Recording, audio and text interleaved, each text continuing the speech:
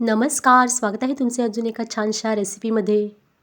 तर आज आपण करूया मस्त अशी शेवग्याच्या शेंगांपासून मस्त अशी रेसिपी. ती म्हणजे शेवगा मसाला फ्राय आणि चटपटीत अशी रेसिपी दाखवणार आहे. शेवग्याच्या शेंगांपासून बरेचसे पदार्थ करतात. त्यासाठी इथे मी 3 ते 4 शेवग्याच्या शेंगा घेतल्या आहेत. त्या स्वच्छ धुवून त्याचे तुकडे केले आहेत आणि पातेल्यामध्ये घेऊन त्यामध्ये शेंगा बुडतील एवढे पाणी घातले आहे आणि आता हे आपल्याला उकडून घ्यायचे आहेत. शेंगा तिकडे उकडत आहेत तोपर्यंत इथे एका कढईमध्ये मी 2 ते 3 चमचे तेल घेतले आहे. त्यामध्ये 3 ते 4 लसूण पाकळ्या बारीक चिरून घातल्या आहेत आणि एक मोठा कांदा सुद्धा बारीक चिरून घातला आहे.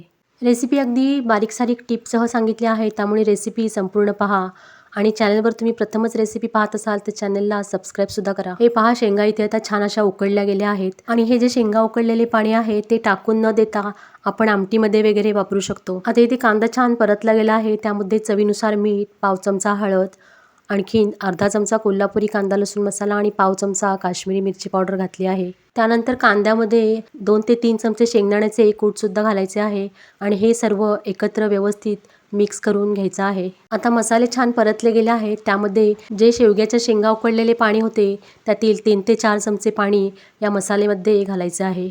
आता यामध्ये उकडलेल्या शेंगा सुद्धा घालायच्या आहेत. या रेसिपीला लागणारे सर्व साहित्य मी डिस्क्रिप्शन बॉक्समध्ये दिले आहे, नक्की चेक करा. आता हा सर्व मसाला शेंगांना व्यवस्थित असा कोट होईपर्यंत मिक्स करून घ्यायचा आहे. हे पहा, मस्त असा शेवगा फ्राय तयार आहे. किती छान दिसत आहे पहा ना. आणि हा खाण्यासाठी सुद्धा तितकाच चविष्ट असा लागतो. असा शेवगा मसाला तुम्ही सुद्धा करून पहा. आणि माझी रेसिपी आवडली असेल तर रेसिपीला एक लाईक करा आणि चॅनलवर नवीन असाल तर चॅनलला प्लीज सबस्क्राईब करा. रेसिपी पाहिल्याबद्दल सर्वांचे खूप खूप धन्यवाद.